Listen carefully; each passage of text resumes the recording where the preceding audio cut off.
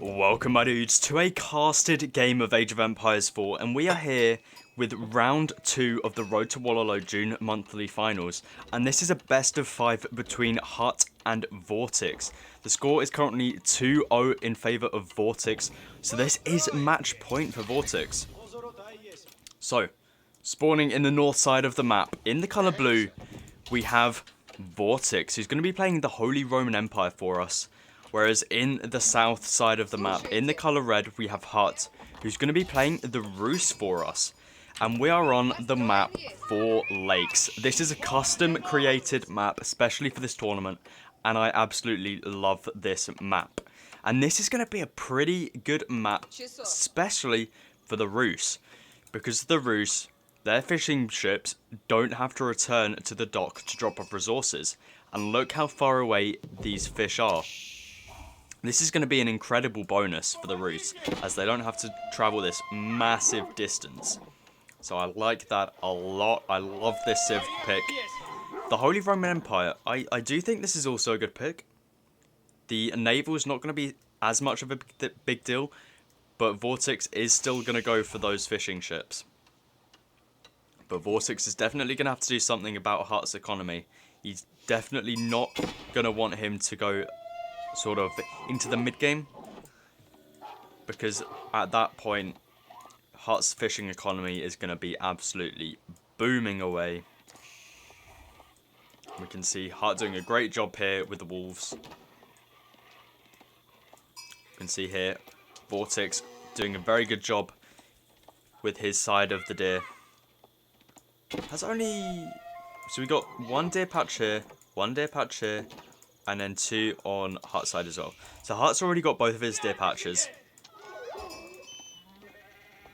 And this one is going to be a little bit harder for HuT to find if he does, but it seems like Vortix is going to get this anyway. We can see the first fishing ship is about to come out for HuT. They do cost a little bit more. They're 150 wood, but they are the equivalent to 2 fishing boats. You can see the first fishing boat does come out for Vortix already, but look at that distance they have to travel. At the moment it is sitting there idly. We can see here this fishing boat isn't going to have to do any travelling at all once it is out on these deep sea fish. We can see here HuT doing the Mangadai move with his scout. I'm pretty sure this is a bug. It's something I discovered not too long ago, and it's basically where you can turn your scout to try and shoot wolves and stuff, and they actually can move and shoot. I'm pretty sure that's a bug.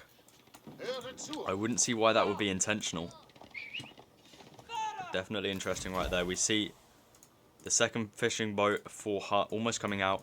You can see Vortix is already on 3, but don't forget, these are the equivalent to 2 fishing ships. So I wonder what age-ups we'll be seeing from both of these players, because I don't think Vortix wants to be going late game, or even mid game versus the Rus. Because the fishing economy is going to be absolutely amazing for the Rus, and ultra late game, Rus are going to have these springles, they're going to have the siege advantage. It's going to be absolutely crazy for the Rus. So maybe Vortix looks to go into a mine work, into a Burgrave possibly. But then again, 2 relics inside of the Regnant is going to be very, very nice for Vortix as well. Especially on this map where there's not actually that much gold. You can see we've got 2 big 8,000 gold mines on each side. But apart from that, there's only, I think, 6 small gold mines, which is definitely less than other maps. We can see now HuT is going to be edging up with that golden gate as usual. No reason to be going for the Kremlin right here. And we can see this dock is being sieged down by Vortix. I don't think this is actually going to be too bad. I don't think this is going to burn down. I think HuT will be able to even just pull a Vil out there to repair it. But definitely a good job by Vortix, just harassing this dock. At very worst for HuT, he will have to do a little bit of idling. But that's alright. We can see here HuT is being a pain on this gold mine. But this prelate is out for Vortix, so he can just heal up these villagers.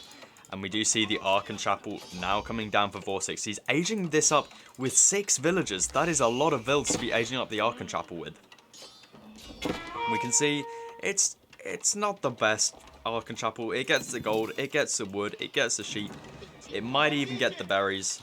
It's not terrible, but there's definitely better Archon Chapel placements. That is for sure. We can see now, was that a scout? That's a villager right there, repairing up the dock. HuT needs to be careful not to lose this villager. It should be nice and safe, especially with this town centre fire. We can see now 8 vills have been pulled for HuT. What is he doing? Is he going to be going for the dock placement? What is he planning here? He's pulling them right into the base. This is usually what you see when there is a boar, but I've never seen this before. What is he planning? He's going with the wooden fortress in base. What is HuT doing? HuT is going to have the late game advantage, that is for sure, but he's deciding to go for a bit of a rush here.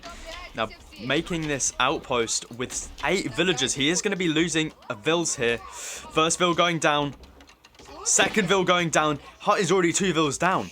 We saw last game that he lost a ton of villagers. That's a 3rd villager already down for HuT. That's going to be a 4th villager as well. Oh, he manages to save that. 3 vills are down.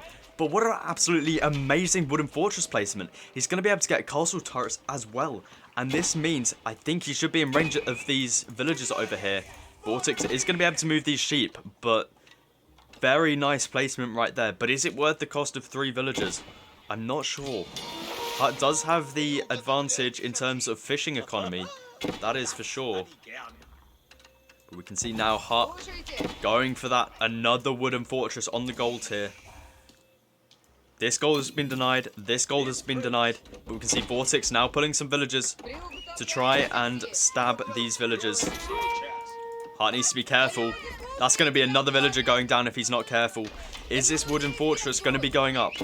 HuT needs to pull this vill. That vill's going to be going down. Another vill down for HuT. We can see Vortix does have a 3 vill advantage already. And that doesn't exclude... And that does exclude the fishing boats. These are worth 2 villagers. Or 2 fishing ships.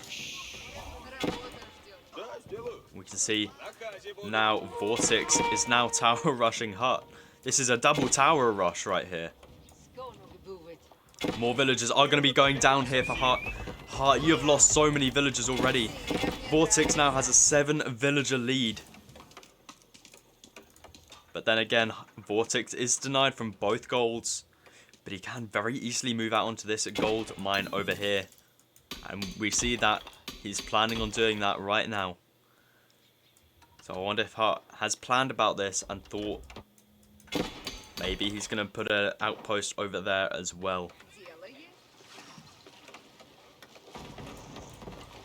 You can now see Chop Through trying for Vortix.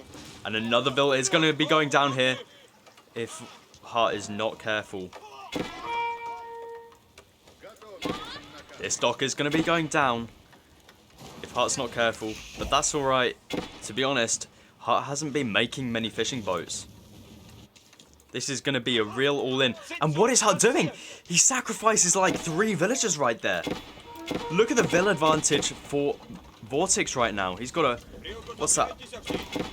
15 villager advantage, and more villagers are going down. This is not looking good for HuT at all. This is like a replay of the last game, and we do see some lancers already coming out for HuT. No production buildings for Vortix at this point in time. Definitely interesting, but he does still have access to this gold. These fortresses haven't really done a lot. They've denied the gold for a little bit. They've denied this wood line, but Vortix is back on this wood line. And he's back on this gold mine. It's not really done a lot. Whereas Vortix's tower rush has killed so many of HuT's villagers. And this villager isn't repairing the dock. We can see knights now moving out for HuT. But there's already outposts down over here. And the first production building has been built. And spearmen are already being produced. So these knights aren't going to be able to do their fullest damage with these spearmen on the battlefield. That is for sure. You can see HuT doing some long distance chopping right now. And look at the amount of resources both of these players have built up in food. We can see notifications going off everywhere on the map.